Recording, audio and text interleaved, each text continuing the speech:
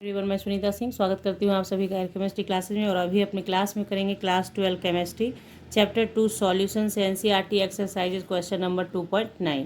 देखिए क्वेश्चन पढ़ेंगे सबसे पहले और समझेंगे क्या है 2.9 में। A sample of drinking water was found to be severely contaminated with chloroform CHCl3 suppose to be carcinogen. The level of contamination was 15 ppm by mass. ठीक है, यानी कहता है कि आपका जो ड्रिंकिंग वाटर है उसमें थोड़ा सा क्लोरोफॉर्म मिला हुआ है और वो कार्सिनोजेन हो जाता है, यानी कि कैंसर उत्पन्न करने वाला हो जाता है। The level of contamination was 15 ppm। अब कॉन्टामिनेशन कितने लेवल से हुआ है? 15 ppm बाई मास से, यानी कि 15 ppm का मतलब हो गया, ppm मतलब होता है पार्ट्स पर मिलियन, यानी 15 पार्ट्स पर मिलियन में मिला हुआ है। इतना ही कॉन्टामिनेशन है। ठीक है, तो जब ट्रेसेस में इम्प्योरिटी पाए जाते हैं, ट्रेसेस में किसी चीज़ को दिखाना होता है किसी भी तरीके से, मतलब बहुत कम मात्रा में हो, तो वहाँ पे हम लोग कॉन्सेंट्रेशन टर्म यूज़ करते हैं क्या? पार्ट्स पर मिलियन। तो ये मैंने आपको जहाँ पे सॉल्यूशन के थ्योरी सेक्शन में आपको पढ़ाया है कॉन्सेंट्रेशन टर्म्स, पूरा एनसीईआरटी बुक का, उसमें मिल जाएगा। आपको समझा समझा के बताया है, तो उस वीडियो का लिंक आपको आई बटन पे मिलेगा, वहाँ से आप उसे देखें ज़रूर, ताकि आपको ये बात समझ में आ जाए जैसे पार्ट्स पर मिलियन का मीनिंग क्या होता है। तो यही है 15 ppm पार्ट्स पर मिलियन बाई मास। ठीक है, तो express this in percent by mass. और दूसरा कहता है determine the molality of chloroform in the water sample. ठीक है, यानी दो पार्ट में ये क्वेश्चन आप करेंगे। सबसे पहले क्या करेंगे, इस ये दिए गए इंफॉर्मेशन को किस में कन्वर्ट करेंगे? परसेंट बाई मास में। परसेंट बाई मास में देखिए, ये जो वैल्यू दिया है 15 ppm, वो लिख दिया कि बाई मास है, यानी 15 ग्राम आप बोल सकते हैं। बाई मास का मतलब हुआ कि 15 ग्राम क्लोरोफॉर्म प्रेजेंट है 10⁻6 ग्राम ऑफ वाटर में। बात आ गई समझ में? बाई मास लिखने का मीनिंग यही है, क्योंकि जब पार्ट्स पर मिलियन आप पढ़ते हैं तो वहाँ दिया रहता है कि 15 ppm, यानी ppm का मतलब हो गया कि जो कुछ भी है वो बाई मास दिया है तो मास में समझेंगे, बाई वॉल्यूम दिया है तो वॉल्यूम में समझेंगे, वो आपको दिया रहेगा। ठीक है, तो बाई मास दिया है इसलिए हम लोग इसे मास में लेंगे, और हमें कह भी रहा है कि परसेंट ऑफ बाई मास में कन्वर्ट करना है। अब चलिए, इस इतना तो मैंने आपको क्वेश्चन समझा दिया। क्वेश्चन समझिएगा तभी आप इसका आंसर कर सकते हैं, पढ़ के सिर्फ ऐसे ही नहीं होगा, समझना पड़ेगा। तो ये बातें जो ज़रूरी थी वो आपने समझ ली। अब देखिए, एक्सप्रेस करना है किस में? परसेंट बाई मास में। तो आपने यहाँ समझ लिया है कि 15 ग्राम प्रेजेंट है कितने में? 10⁻6 ग्राम में, यानी 15 पार्ट्स है क्लोरोफॉर्म का और 10⁻6 पार्ट्स है सॉल्यूशन का। और उसको परसेंट में कन्वर्ट कर दीजिए, 100 से मल्टीप्लाई कर दीजिए। वही मैंने यहाँ पे करके भी रखा है, आप देखेंगे आपके समझ में आ जाएगा। मैंने सब कुछ लिख भी दिया है आपका कि 15 ppm means 15 parts in million by mass in the solution. तो परसेंट बाई मास करेंगे तो पार्ट ऑफ कंपोनेंट बटे टोटल पार्ट होता है इंटू 100। ये आप परसेंटेज में पढ़ते हैं ना, मैथमेटिक्स के अंदर भी है परसेंटेज निकालना। तो पार्ट हो गया 15 और टोटल हो गया 10⁻6, इसको 100 से मल्टीप्लाई कर दिया तो 15 इंटू 10⁻2 इसके लिए लिखा गया है, और ये ऊपर आया इसलिए माइनस हो गया 10⁻6। और यहाँ पे इसको करेंगे जब आप, तो 6 में से 2 जाएगा, -4 हो जाएगा। तो 15 इंटू 10⁻⁻4%। ये फर्स्ट का आंसर आपका डन हो गया। समझ गए बात? तो ये हो गया पहला क्वेश्चन डन, ए नंबर डन। बी में आइए। बी में आपसे कहता है कि determine the molality of chloroform in the water sample, यानी मोलालिटी क्लोरोफॉर्म का बताना है। मोलालिटी का मतलब होता है moles of solute present in KG of solvent, या ग्राम ऑफ सॉल्वेंट आप बोल सकते हैं। और फॉर्मूला आपको पता है, बहुत बारी मैंने पढ़ा रखा है आपको, जितनी भी क्वेश्चंस आते हैं उसमें मोलालिटी आ ही जाता है। तो मोल्स का मतलब हुआ number of moles of solute, number of moles of solute, है ना, बटे ये weight of solvent in KG. Solution नहीं बोलते हैं, सॉल्वेंट होता है यहाँ पे। यहीं पे बच्चे कभी कभी कंफ्यूज हो जाते हैं कि सॉल्यूशन लिख देते हैं, वेट ऑफ सॉल्यूशन नहीं। मोलालिटी ही एक ऐसा यूनिट है, ऐसा कॉन्सेंट्रेशन है टर्म जिसमें सिर्फ सॉल्वेंट के वेट को लिया जाता है। ठीक है, याद रखिएगा इसे। तो बस इसके हिसाब से आपको अब क्या करना है कि number of moles of chloroform निकालना पड़ेगा। फिर आपको पता करना होगा कि सॉल्वेंट का वेट कितना है, दोनों को डिवाइड कर दीजिएगा, आंसर आपका आ जाएगा। ठीक है, तो देखिए यहाँ पे आप ध्यान से समझ लेंगे। लिखा है as only 15 gram of CHCl3 is present in 10⁶ gram of solution, इसलिए मास ऑफ सॉल्यूशन बराबर मास ऑफ सॉल्वेंट भी आप बोल सकते हैं, क्योंकि बहुत कम मात्रा में यानी मिलियन में 15 ग्राम का क्या औकात है, कुछ नहीं। मिलियन ऑफ ये में आपको वाटर में यानी मिलियन ऑफ सॉल्यूशन में 15 ग्राम क्लोरोफॉर्म है, तो वो बहुत नेग्लिजिबल अमाउंट में माना जाएगा। इसलिए आप सॉल्यूशन के मास को solution of mass of solvent भी बोल सकते हैं, क्योंकि इसको अगर आपने नेग्लिजिबल कर दिया, सॉल्यूट को नेग्लिजिबल कर दिया, तो बचा क्या, सिर्फ सॉल्वेंट बचा। तो mass of solution equals to mass of solvent equals to 10⁶ gram due to presence of little amount of CHCl3। Okay, clear. तो देखिए यहाँ पे हो गया, क्या हो गया, मोलर मास ऑफ CH3 निकालना पड़ेगा, क्योंकि मोल्स के लिए क्या चाहिए, वेट बटे मोलर मास चाहिए। तो मोलर मास ऑफ CHCl3 निकालिएगा, एक कार्बन का 12, एक हाइड्रोजन का 1 और 3 क्लोरीन के लिए 3 × 35.5 किया, तो 13 प्लस इसको मल्टीप्लाई करके इतना आया। 13 कहाँ से आया, इनको ऐड कर दिया हमने पहले ही, और उसके बाद ग्राम पर मोल इतना आ गया। उसके बाद आता है कहानी मोल्स ऑफ CHCl3 करेंगे आप, तो ये हो गया 15 ग्राम वेट है CHCl3 का, और ये आपने मोलर मास निकाला CHCl3 का, डिवाइड कर दीजिए, तो ये हो गया हमारा क्या, मोल्स ऑफ सॉल्यूट हो गया हमारा।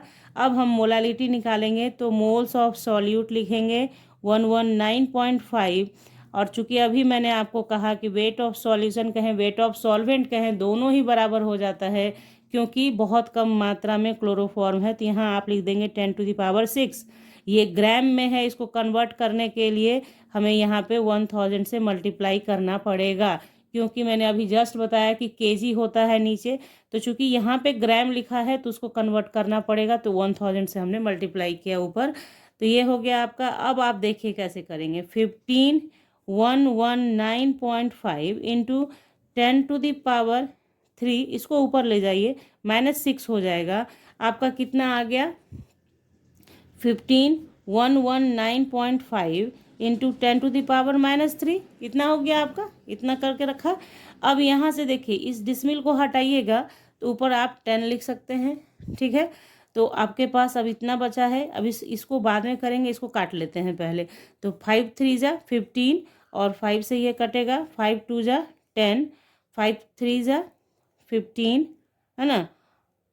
हाँ, तो 5 9 जा 35, इतना आ गया आपका।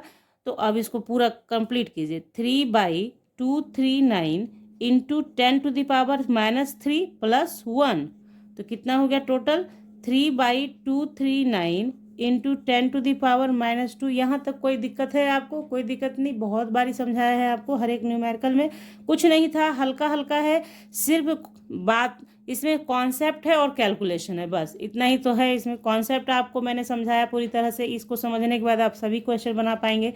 यहाँ पे आपको कैलकुलेशन भी बता रही हूँ। अब क्या करना है, अब बहुत लफड़ा हो गया कि 3 को डिवाइड करना है किससे, 239 से, तो इसको करेंगे हम लोग।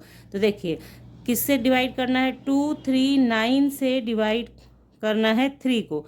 ओबियस है कि नहीं होगा, तो आप डिसमिल पुट करोगे, यहाँ 0 लोगे, फिर भी नहीं हुआ तो एक 0 और पुट करोगे, यहाँ 0 लोगे, तो अब 300 आ चुका है, इसलिए 1 से जाएगा। ठीक है, तो आप इसको थोड़ा सा घेराबंदी कर लीजिए, अदरवाइज़ आपको परेशानी हो जाएगी समझने को कि कहीं मैम ने इधर उधर कर दिया। इसको ऐसे कर लेते हैं, क्या दिक्कत है, हो जाएगा ना आपका काम। चलिए, इसलिए यहीं पे कैलकुलेशन करती हूँ ना, कि आप समझ सकें यहाँ से देख देख के कि हाँ मैम कैसे कर रही हैं, अदरवाइज़ फिर प्रॉब्लम हो जाता है, या तो नेक्स्ट पेज पे करना पड़ेगा इसे। चलिए नेक्स्ट पेज पे करते हैं इसे। तो चलिए इसे डिवाइड करते हैं अच्छे से। तो 239 को से 3 को डिवाइड करेंगे, डिसमिल डाला, 0 लिया, अभी भी नहीं होगा, फिर 0 पुट करेंगे, 0 हो जाएगा। 1 टाइम करेंगे, अब 239 आ गया हमारा, 10 में से 9 गया 1, 9 में से 3 गया 6, और ये कट गया पूरा पूरा, 61 आया। अब एक 0 अपने आप आ जाएगा डिसमिल की वजह से। ठीक है, तो आपका क्या हो रहा है कि अब देखिए 610 आया, इसको कितनी बारी आप कर सकते हैं, तो इसको आप क्या करेंगे, 2 टाइम्स करेंगे, 3 टाइम्स करेंगे तो ज़्यादा हो जाएगा, क्योंकि आपको समझ में आ रहा है 3 से मल्टीप्लाई करने पर ज़्यादा हो जाएगा। तो इसको आप क्या करेंगे, 2 टाइम्स करेंगे। तो देखिए 239 है, इसको 2 से कर लेंगे पहले, 9 2 जा 18, हैंड में 1, 3 2 जा 6 1 7, और 2 2 जा 4 हो गया, पूरा पूरा 4 हो जाएगा। तो यहाँ पे हो गया 4 7 8। तो देखिए 10 में से 8 जाएगा 2, यहाँ पे आपका 0 हो गया, तो 10 में से 7 जाएगा 3, यहाँ पे 5 हो गया, 5 में से 4 गया 1, तो 132 आ गया। फिर यहाँ पे 0 पुट हो जाएगा। तो अब थोड़ा बड़ा हो गया अंक, तो थोड़ा बड़ा सोचेंगे। तो 239 है, तो सबसे पहले सोचते हैं कि 239 है, तो इसको 5 टाइम करके देख लेते हैं। 9 5 जा 45, हैंड में 4, 5 5 3 जा 15 और 4 19, हैंड में 1, 5 2 जा 10 1 11। अगर आप सोचना चाहें कि 6 से क्यों नहीं किया, तो आप करके देखें। 2 3 9 6 से करेंगे तो 9 6 जा 54, 4 हैंड में 5 5 6 3 जा 18 और 5 करेगा तो 23 आता है, तो 3 हो जाएगा। 2 हैंड में आपके 6 2 जा 12 और 2 14 हो जाएगा ना, ज़्यादा बड़ा हो गया, इसलिए 5 से करेंगे। ठीक है, तो 5 से किया तो कितना हो गया 1195। तो इसको अब माइनस करेंगे, 10 में से 5 जाएगा 5, यहाँ बच गया 1, 11 में से 9 जाएगा 2 और ये पूरा पूरा कट जाएगा। अब 25 आया। चूँकि हम लोगों ने इतना निकाल लिया है 4 अंक तक, आप चाहें तो आगे भी बढ़ा सकते हैं। इसी डिसमिल की वजह से यहाँ ऐसे ले लेंगे, तो यहाँ पे फिर एक 1 टाइम लगाएंगे। ठीक है, तो 239 हो जाएगा। तो ये आप वैसे करते जाएंगे। यहाँ कम से कम 3 अंक 4 अंक तक निकालने के बाद फिर हम लोग छोड़ सकते हैं, कोई दिक्कत नहीं होती है। ठीक है, तो चलिए यहाँ पे हमने कर लिया इतना काम। तो मोलालिटी बराबर आपने क्या देखा कि मोलालिटी बराबर कितना आया, चूँकि डिवाइड करके हमारा पूरा पूरा आ गया है क्या 0.0125 इंटू बचा हुआ था कितना 10 to the power -2 I think, देख लेते हैं। तो 10 टू द पावर -2 बचा था, इतना लिख दिया। अब देखिए ध्यान दीजिए, स्टैंडर्ड फॉर्म में लिखना है। पहले इसको डिसमिल को हटाइए, 1 2 3 4, 1 2 3 4, 4 अंक डाल दिया आपने, 4 0।